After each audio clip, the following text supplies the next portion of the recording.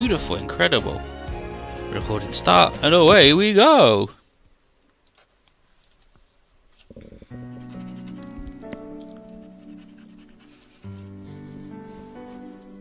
So, here's Trier, and she says, that ugly naked man, Carlos. Trier says here that she's been troubled by the question of why Carlos tried so hard to change the world, and Carlos's dad. And she says that it was about destroying the world that Chrono controlled. And Carlos Axion Sr. Thinks back to his own son's college graduation, when he finally told him of the family's kingly role in Chrono and the regulation of human evolution. And Carlos Jr. told his dad that until the day it came to ascend the throne, he was going to do things his own way, which mostly meant making the Axion company into industrial power, numbered among the mightiest in the world, and all to fight Chrono, all to fight his dad. And then Trier says that must have been why Olgan Roddick would entrust young Carlos with the swaying scale sphere. And Carlos Sr. asks what Trier's going to do next, and she's just like, and he tells her that his influence as King of Chrono is just done, and Chrono's relevance to this world isn't doing much better than that. And he tells her it won't do her any good to have ferreted out one of Chrono's officers. And Trier just says that she's well aware of that, and she doesn't believe that there's no good for her to be doing, though. She's not in the business of seeing if Carlos Jr.'s last wishes carried out or whatever, but it does seem that her own goals are leading her towards the same destination as him. And he says that if the contents of the Laplace box are made public, then so will the Chrono Dogma, and that won't be. And Trier's like, yeah, but that's not going to be enough to stop me or ZBlue or mankind. And Carlos Senior just says, "Don't be so sure." And she's like, "Whatever, your threats are wasted on me." And then stomp, stomp, stomp, stomp, stomp. Here's AG. Here's where he's been. He's been hanging out with Trier, and he tells Trier that everybody's assembled. And she goes, "And that guy?" And AG says that he has refused AG's invitation, preferring to make it to space under his own power. And Trier, with the little fox mask, is like, "Yep, that's fine by me. All right." And then she tells the old Emperor to enjoy his new clothes in whatever dingy corner of the world he chooses, with what little life he has left. And Carlos Sr. says that being left behind by history is a better fate than he deserves. And then Gwen comes over, and he's the one who told... he says... it's like, "So you told Trier that I was king?" And he's like, "Nope, not me. I just told her that you were here." And that's consistent with his ongoing work against the Gaia Kingdom, which obviously hasn't escaped Carlos Sr.'s notice. All the same, Gwen's treason probably deserves some kind of punishment, and Carlos Sr. is too old to mete that out right now. And he said it's possible that he actually wished for his dethroning since the day his son died, but his decision to bring Gwen into the fold was a bid to cash in on Gwen's youth. And Gwen is like, "Yeah, whatever, I'm not very good. I'm actually pretty garbage, and most of the progress I made in life has largely come at the expense of the people that I've used along the way. And any good that's come of it is a credit to those who invested their belief in him." Carlos here asks if Gwen believes there's any hope beyond the future of despair written in the final chapter of Metropolis, which is the different colour word there. And Gwen says that he believes in Laura and ZBlue, and that their chances of victory are somewhere between 0 and 100%. But in any case, time and human progress, which has been frozen since man set foot upon the moon, is about to resume its motion. And here we are at the friggin' colony laser room. Here's Martha, and here's Ronan. And colony lasers all charged up. It's just awaiting clearance to fire. And Martha's like, "Yep, we'll be able to take down Neo Zeon and ZBlue all in one shot. Brilliant." And and Ronan says, "Yep, if ZBlue beats Neo Zeon, Laser beats ZBlue, Laser defeats Laplace Box and Cyan Vist, and the innermost truth stays unpublicized and Earth stays protected. Excellent. Chrono Dogma stays around. Brilliant. And then Martha says, Earth humans? All of them? It's like, well, not all of them. Only the chosen ones will pull through. In a way, Martha says it's the inverse of Cardius Vist's favourite phrase, that the needs of the many outweigh the needs of the few. And Martha says that it's the times that drive Chrono to such measures. And then Rona's like, alright, I authorise the colony laser fire. Excellent. Now we just gotta wait for ZBlue and Megalania to get blown the fuck up. And then Alberto bursts into the room and is like, yo, hold up! And it's like, oh, Alberto, we just authorised the colony laser. And then Alberto grabs Martha and it's like, but Martha, you're supposed to be a woman. You're supposed to be better than this. You've always said that men are worthless and they can only destroy things, and here you are acting just like a man. Like, you're using the most masculine of tactics, making people obey through brute force. And she's like, yeah, whatever, dude. I don't give a shit. And then Rona's like, well, Alberto, why are you all so upset about this? And he's like, and then Alberto just goes, because your son Riddy is there. What? He's like, he's Industrial 7. Your kid, Riddy Martinez, is there. And Rona's like, oh fuck, I've just actually murdered my son. He's like, yeah, he's the pilot of the Banshee. What? Why, Riddy? Why are you the... He's like, yep, you just murdered your son. You just signed his death warrant. Nice work, dude. You did it. And this is Snow 46, which is something worth protecting. Yeah, the future to be protected.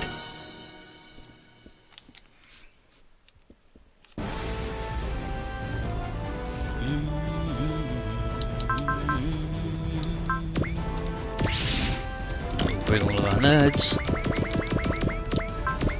Oh, look, we gotta be all fucking lined up, so it's fucking garbage. Oh, I hate this a lot.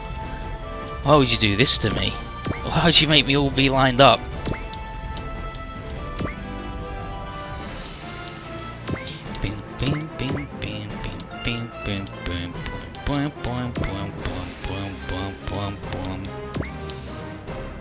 But yeah, that'll do.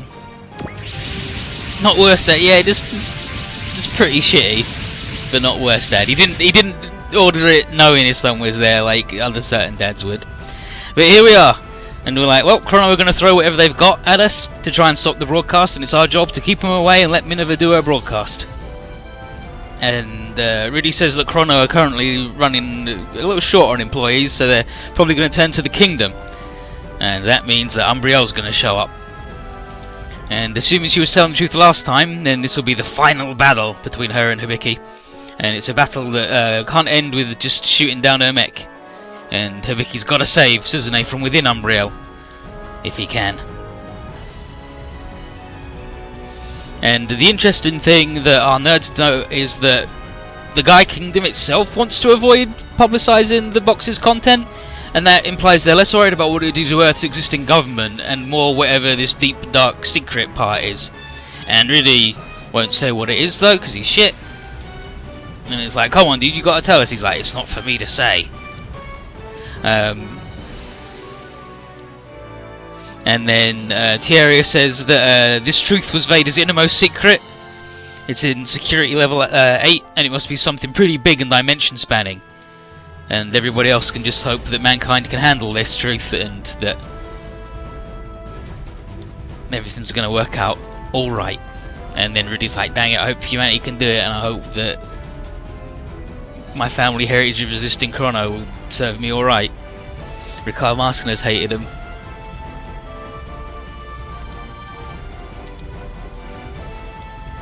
Thanks, Marita, I'm glad you're alive. And then here's the bad dudes.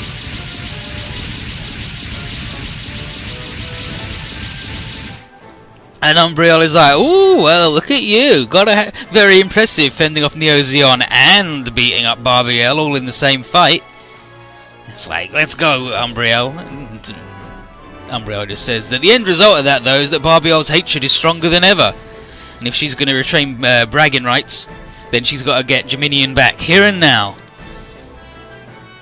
And then everyone was like, "Fuck you, you piece of shit! No, you huge bitch, we hate you. We're gonna get..." Wada's like, "Yeah, fuck you, lady. We're gonna get Miss Suzume back right now." And she's like, "Oh, really? You really want it that much? Well, that would be a problem for me, who wishes to exist." I'm talking about Laplace's box, so let's go, Zet Blue. Yeah, sure, we'll go.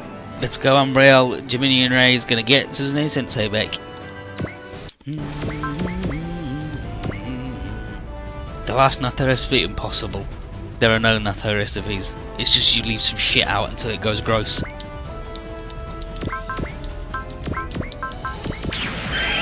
This is the new computer. How you doing, Zergumi?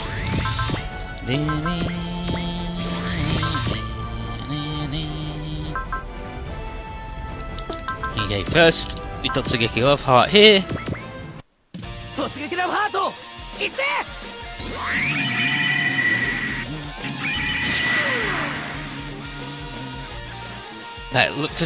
Yeah, pretty like it's horrible. It's just fermented soybeans, but you ferment them by just tying them up in a little packet and then leaving them alone until they go gross.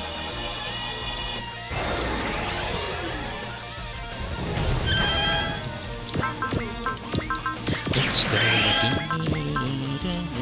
Power to the dream. Did you miss yesterday? The Shah stage. The Barbiel backstory stage, and fighting Full Frontal, who sucks, obviously. Try again. Try again!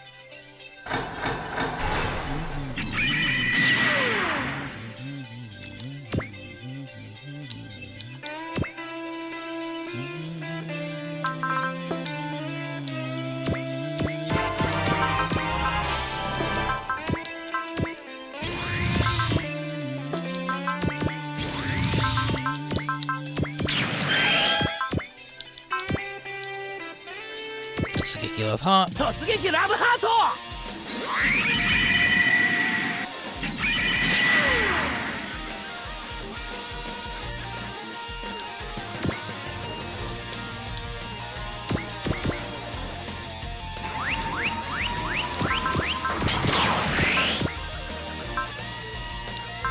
Another Totsugeki Love Heart. Totsugeki Love Heart! I have not watched that.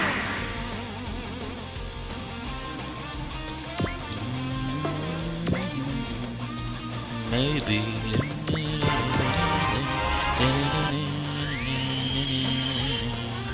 Yeah, these boys can now NTD up. Look at that. Yowza. Big NTD boys. Hate them.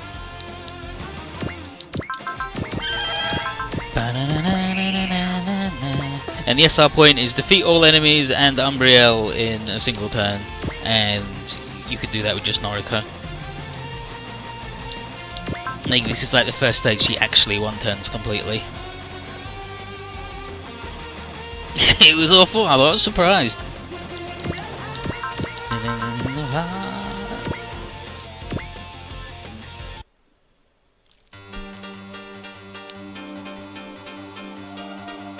人を支配するような人たちには絶対に負けない。どれだけ離れていったってバスタービーム。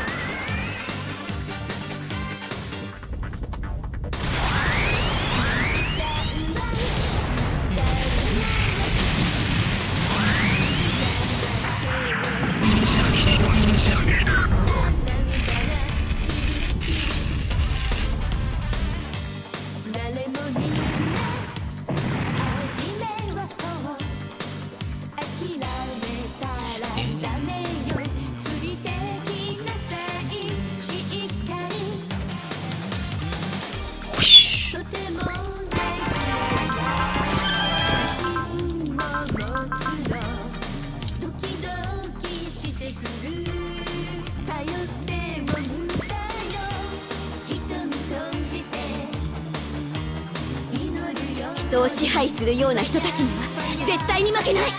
どれだけ離れていたって。 Absolutely cannot lose.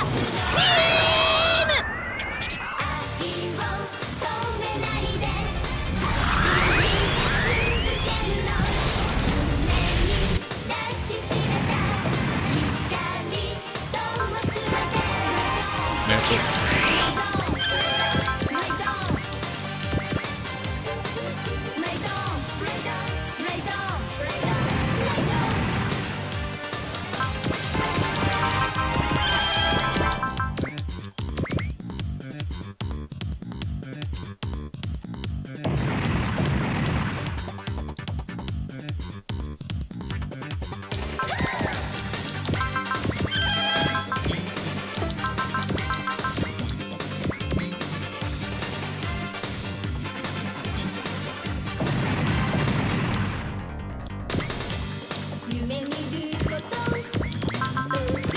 I want Hibiki to fight the lady.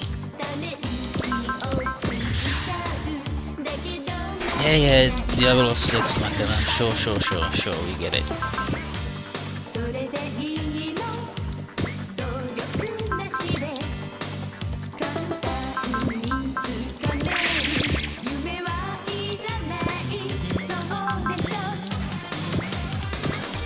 And then here we go. How about we put this all to bed today, Hibiki? What's wrong? Wouldn't you be all, I'm taking Miss Suzune back like usual?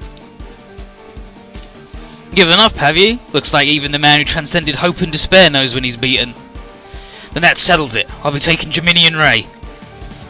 Come on, Ambrielle. And just to have you know, I haven't given up one bit. First order of business is putting a stop to you. Everything else comes after that.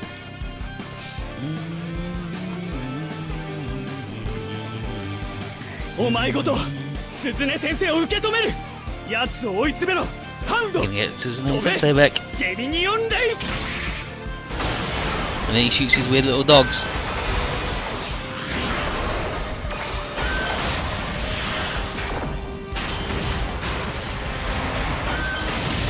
これでフィニッシュだ。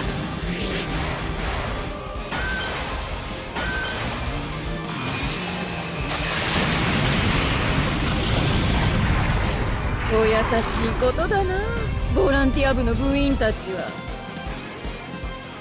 本家リアクターが見習いに負けたらお笑い草だね。 Same with all we volunteer club kids. スフィアの力でどこまでやれるかな。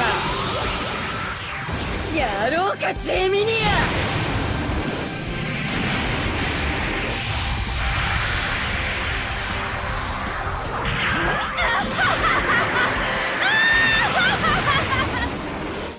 And she whiffed it because she's trash.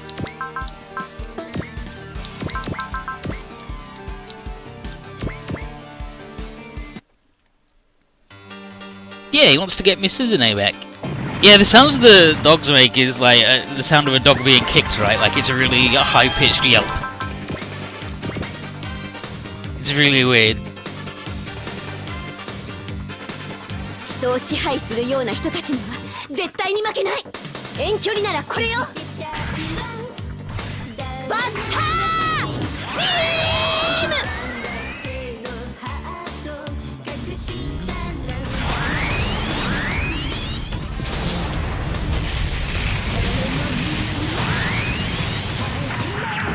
Still everything through computer. We don't know. I did it like Saturday because that's when it worked. Yeah, like currently it's Ambrielle, not Suzune, because it turned out Fierce Suzune is another personality that has now become dominant thanks to Barbielle's bullshit. And we want the nice one back instead of the evil shithead one, oddly enough, because the evil shithead one's a jerk.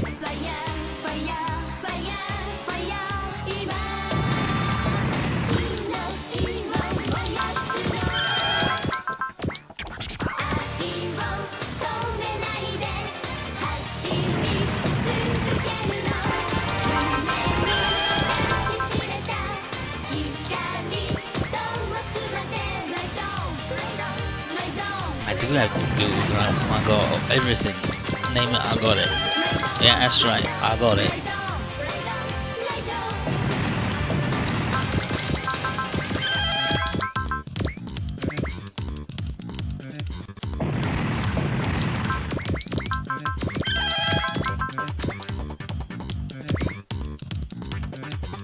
The evil one keeps AG in shape, yes he does. But AG's not even fucking been around. He's been hanging out with Trier doing some weird shit. What that dude's like. Well, he's doing weird shit.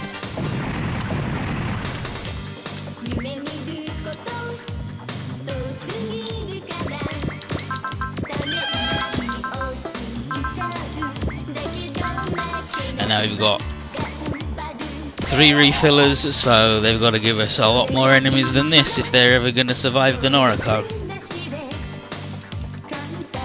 The old Takaya onslaught.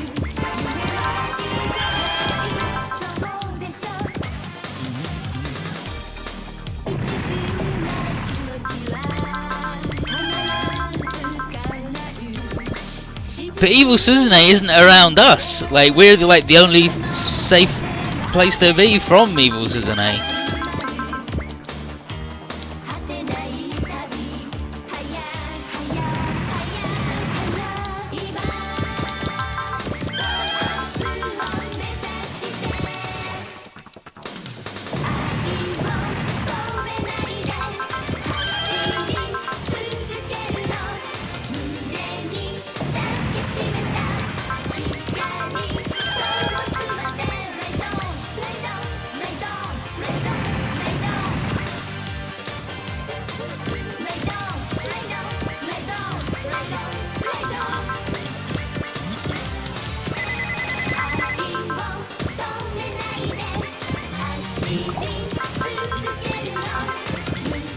C2.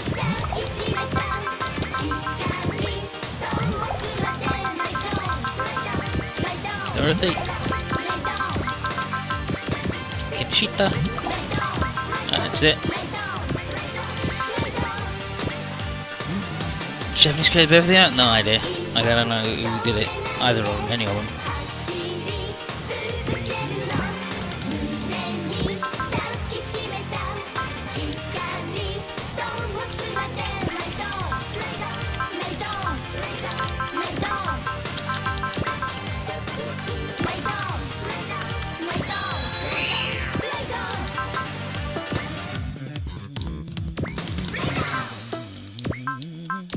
Okay, well, maximum break.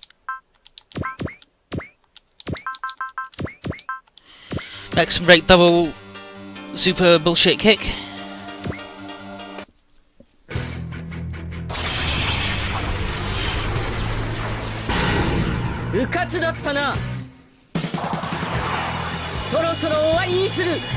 Hawan. I love Hawan so much. She's so good.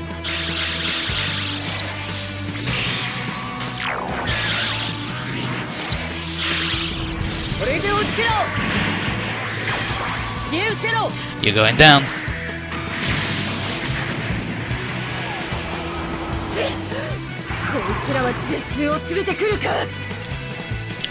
Die means big in Japanese, but it could also mean like great. Alice Shiraka, yeah, you came back from the beach just in time for the good shit.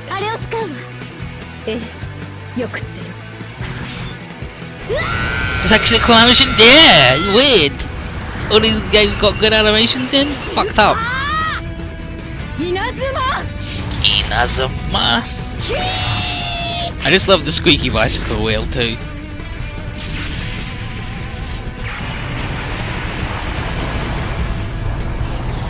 All you missed was Ronan, Marcinus, Riddy's dad, authorised the colony laser to fire, then Alberto burst in and was like, "You fool! Your son's there, you idiot! Your son's the pilot of the Banshee, you've just signed his death warrant." He's like, "Martha, you always say that men are bad and the patriarchy sucks, but you're acting like a man right now, fuck you!" And then Noriko could have just used the go again, didn't even have to use her zeal. Actually. No, it would have been fine, because we would have needed, like, Haman could have just done a regular move. Oh, yo!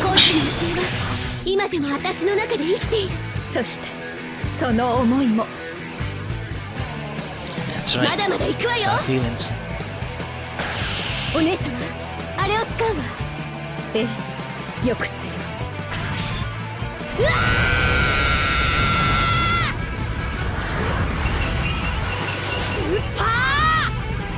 稲妻キーク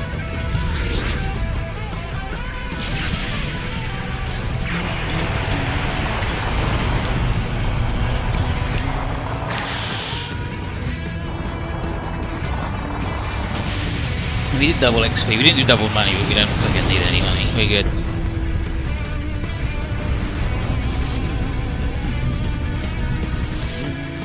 こんなことをしても無駄なんだよ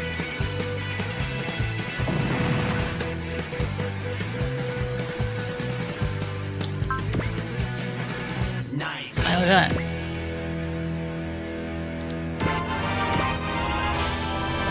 And so we beat that lady, and now we're gonna have cutscenes happen. So Marlena's like, oh yeah, because like when you get her down to like half health, this cutscene happens. But anyway, so here's Marlena going, "Hey, Vader's infrared communication systems all set up. We're ready to talk to the Earth." And yeah, and then Sumeragi here says, "Yeah, it's infrared. It's so basic that Sidereal don't really have a way to jam it.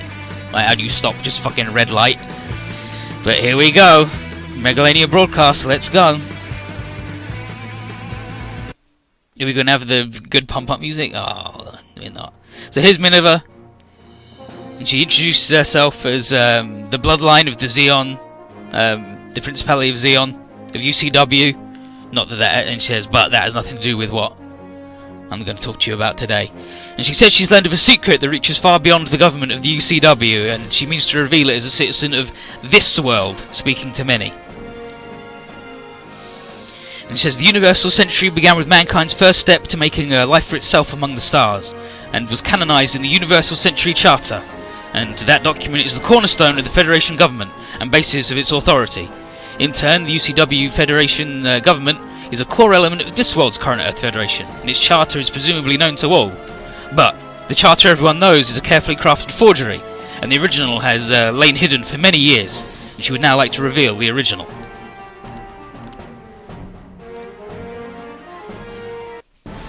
It's like, oh, did he? And then Umbriel was like, yeah, well, I might have lost, but so did you guys. And she's like, for starters, I can't feel Suzume inside anymore. Eat shit, Hibiki. And then she gets, but yeah, she's like, you've lost. Can't feel Suzume. It's like, but what the? And it's like, and that's not all. But we gotta go back to the other bullshit.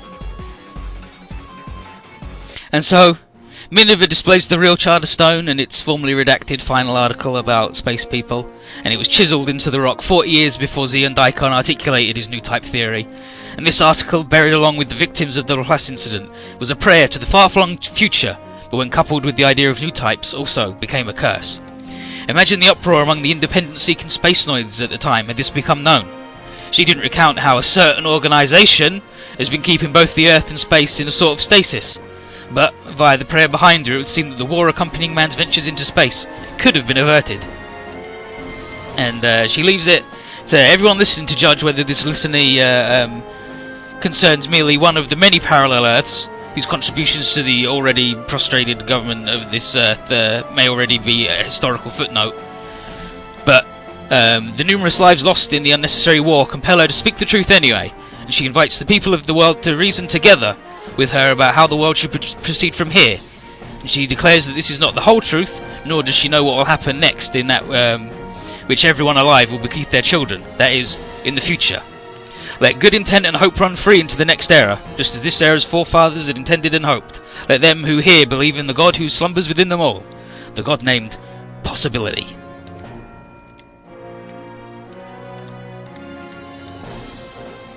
Again, she holds her arms out, does the little Shah thing, reaching out.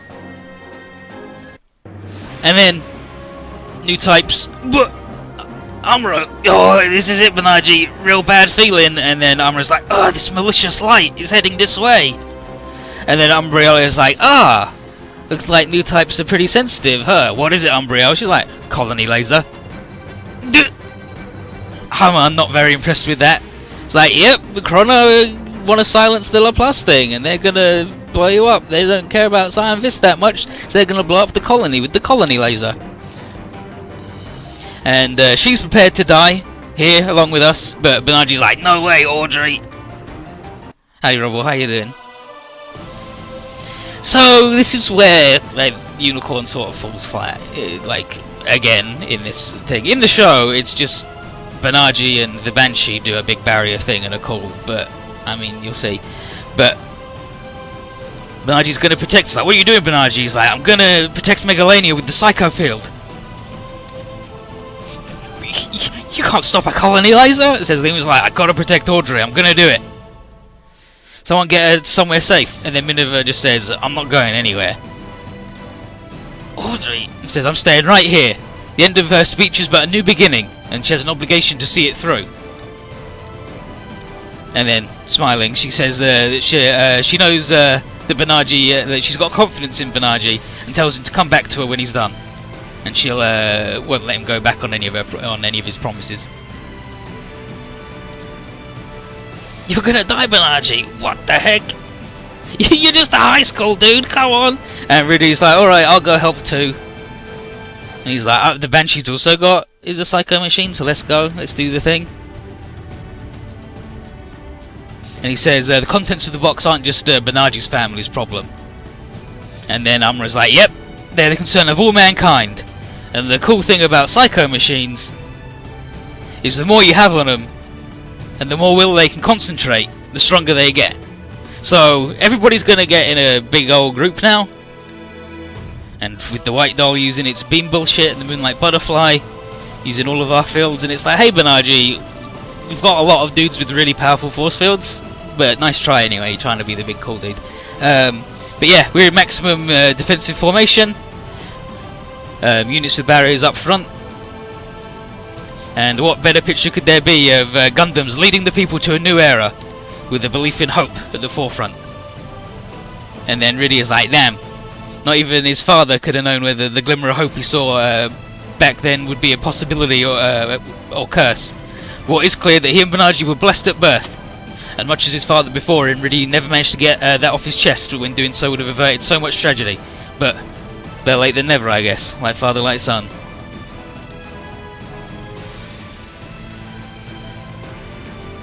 Why is the shoebox there? Why wouldn't it be there? It's got a really powerful barrier. And then Hibiku's like, alright, you're coming with me, Umbriel. And drags her behind things like, what are you doing, Hibiki? He's like, I'm gonna save you.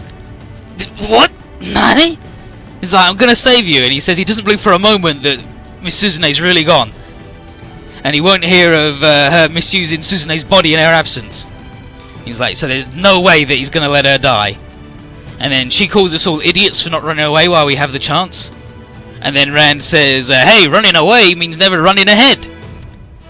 And Setsuko says that inside this colony is living proof of hope from a prior age. And the plan is to keep that hope alive until the next stage comes. So, eat shit, Umbriel, you're staying alive. It's like, whoa, this energy! Incoming! GN filled maximum! Here we go. Blammo. Banaji with a whoa! There's really, he's like, whoa, this sucks, I'm getting murdered. Shinji, AT field. Al, land the driver to the maximum. Inertial canceller. Noriko yelling, Nono, add your strength to mine. And Umbriel is just... And then Vicky is like, hey, what's that, Umbriel? You worried we might actually survive? It's like, shut up! And then Hibiki says, the fact that you're valuing your life warms the cockles of my heart. Worth saving your butt. And he's like, oh, shit. And he says, yeah, he says, everybody wants to live, both her and Suzune. And Hibiki's going to save them both. That's the power of the psycho field, asshole. And she's like, Hibiki!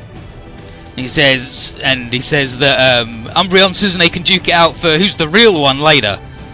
And let's not have you yell that Suzune's already gone, because lies won't work inside the psycho field. So he yells out to Suzune to heed his voice and come back to him, because he needs her.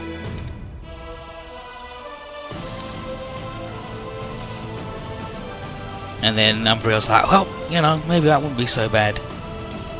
And his Merida, who if she died would be showing up as a ghost now, but she's here for real, so she's just like, do it, Banaji, you can do it. And yeah, she says that like she would say shit about time glows with the light and illuminates darkest despair, and Banaji is light, turning sorrow to joy and lighting the path to the future for everybody. And mankind now stands at a doorway. And we're leading towards the end of the rainbow, and then Banaji yelling out Audrey.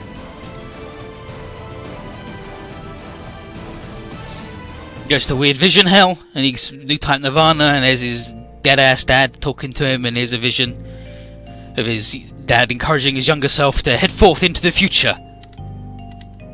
And then little baby Minerva, because nothing like weirder than seeing the lady you love when she was 6, I guess. And his younger Minerva was like, Banaji, I want to go with you. And they're all childlike and innocent and good. And it's like, grab my hand, let's go. And they're gonna grab each other's hands and go off into the future. It's like, we did it! Megalanian and Zet Blue, we're all in one piece. Yatta! We did it. But Banaji's just fucking dead. He's done. We did it, Banaji! Nice work. And Banaji's just dead. And then Amura's like, dang it! He just burned away his own personality in order to channel the thoughts of so many. Being a vessel is actually really bad. Remember in Zeta when that fucking happened? And it murdered Camille? Is this what the complete new type looks like?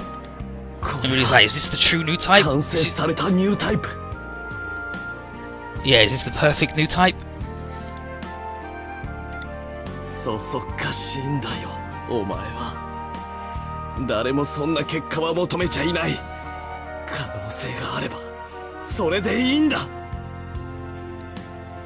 Yeah, he yells, he demands to know if this is what it truly is, and there's so much for him and Banaji to do together in this world.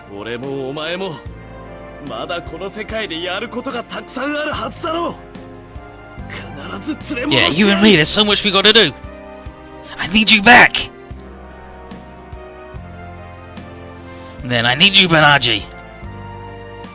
And then Hiro's like, Setsuna. He's like, yeah, I guess I could do my stupid bullshit to help call Banaji back or whatever, fine. I guess I could use my magical power. And so he shits out GM particles everywhere. And he's like, come on everybody. Let's go back, Banaji. Let's get into Banaji's heart. He's like, come on, Banaji, get on back. You're a good dude. Come on, we need you. And then Rudy's like, come on, dude.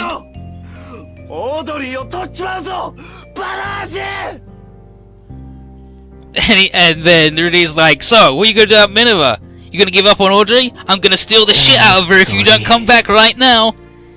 And then Banaji just goes, Audrey. And then Min was like, oh yeah, you did it, dude, Banaji. You kept your promise. Nice work. And then he's like, wow, I did it. I'm not creepy. Nice work, everybody. And Umbriel's unconscious. So that gives us the time to think about what we're going to do to her. And with her, because there's no enemies around. So are we going to lock her up or what?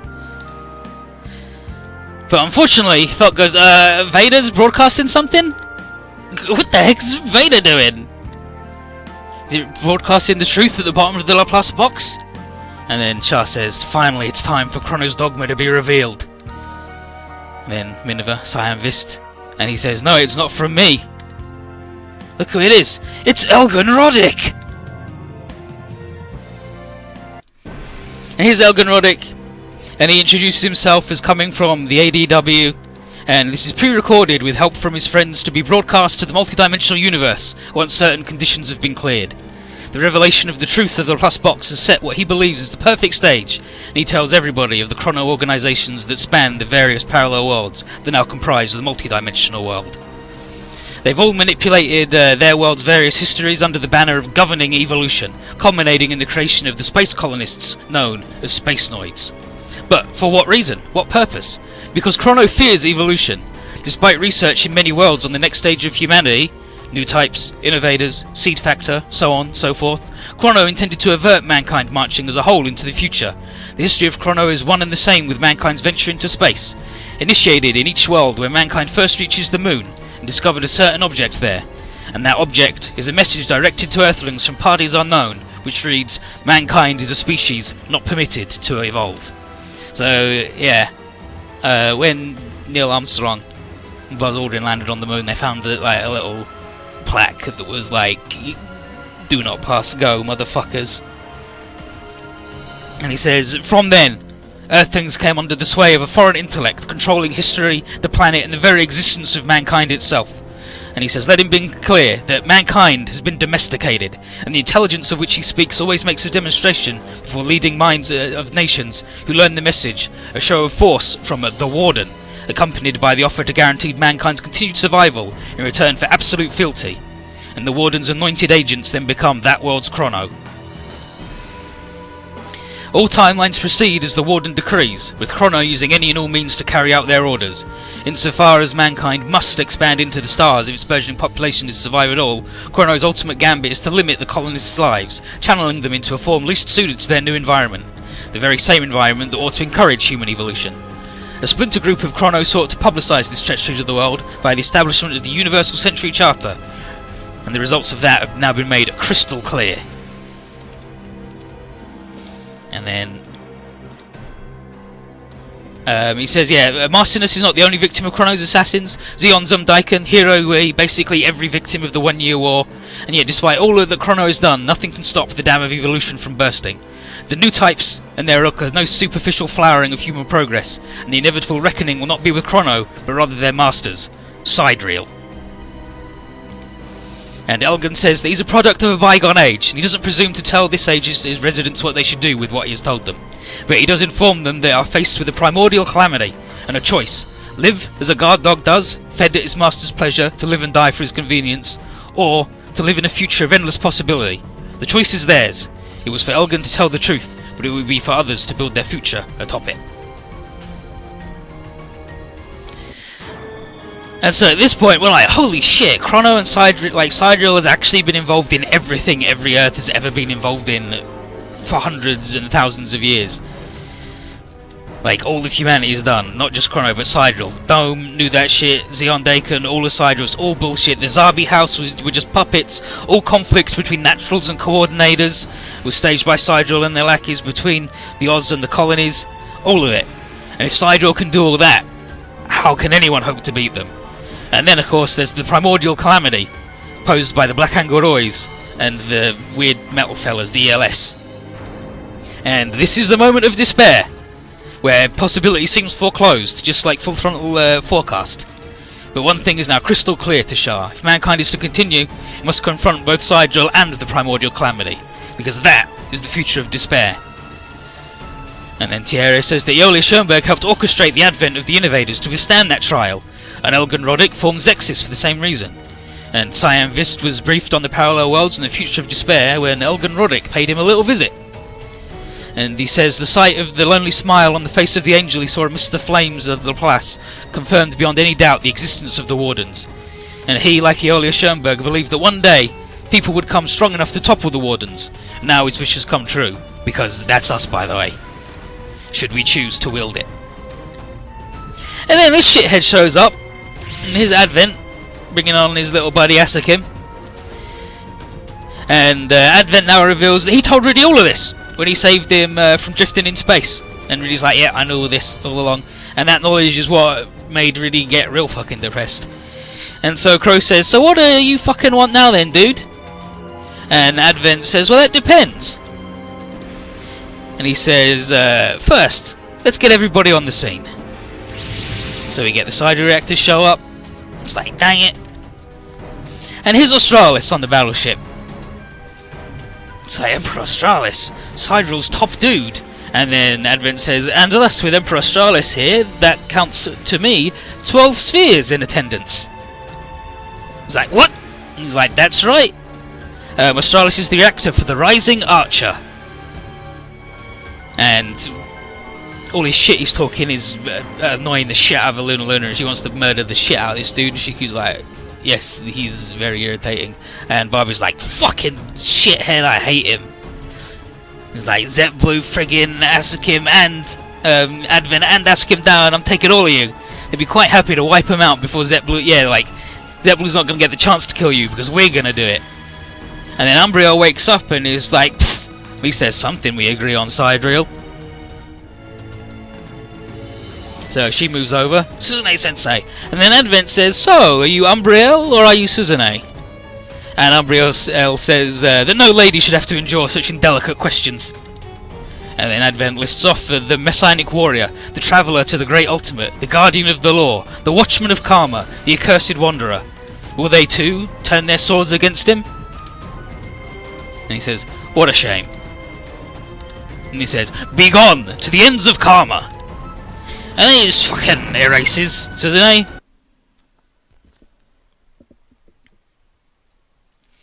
It's like, Suzune-sensei! And then she just says, mysterious, we don't know who she is, she just says, sorry, Hibiki. And she blows up, and Suzune's fucking dead. That's it, she died. And then Advent's like, whoa, now that woman's out of the picture, that's not a problem. After all, there's no need for 2 reactors for the quarrelling twins. And Hibiki just screams.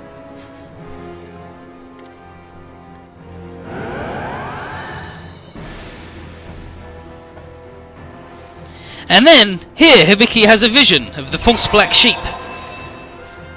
Yeah, so now he lists off the spheres. The false black sheep, the greedy golden ox, the taciturn giant crab, the wounded lion, the maiden of sorrows, the swaying scales, the resentful devil scorpion, the rising archer, the inquisitive goat, the inexhaustible water bearer, and the dreaming fishes. And finally, the quarrelling twins. And then he yells out, Suzune-sensei! And here we are! Advent once again says, so, are you Umbriel or are you Suzune-sensei? She says, a lady shouldn't have to endure such indelicate questions. And then he lists off again. The Messianic Warrior, the Traveller of the Great Ultimate, the Guardian of the Law, the Watchman of Karma, the Accursed Wanderer.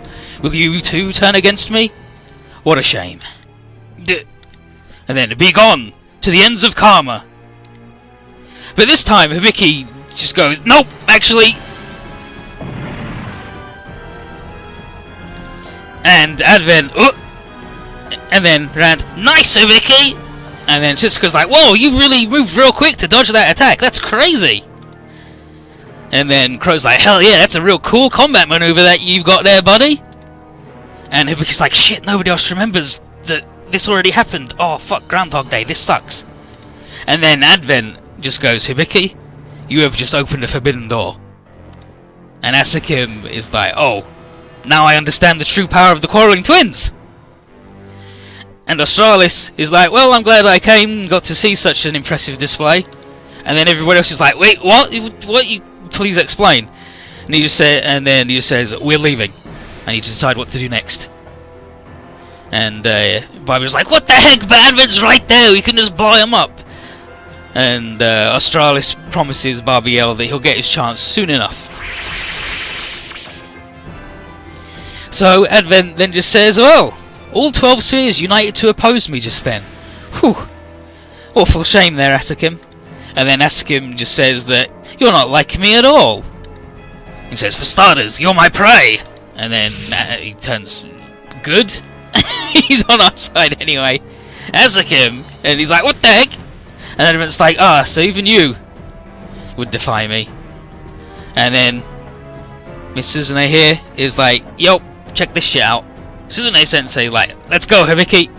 Boink, boink. It's like, here we are, back in the seat. Nice work. And then Hibiki's like, wait, Suzune, how the fuck did you get in here? And she's like, I can teleport, Hibiki. You're not the only one with super bullshit magical powers. You've got your boost up, I can teleport. Let's go. It's a stronger version of your stupid power. You go real fast, I'm just there. And then she says, oh, and by the way, the other me wants to tell you thank you for saving her. He's like, I'm very old doing that. And he's like, yep. Me and that other woman have become one, in the same way that you fused hope and despair to overcome them both. I am now, I am the main personality, but it was only because Hibiki acknowledged them both that she was able to rise from the depths and become one full being. And now she wants to show her his power.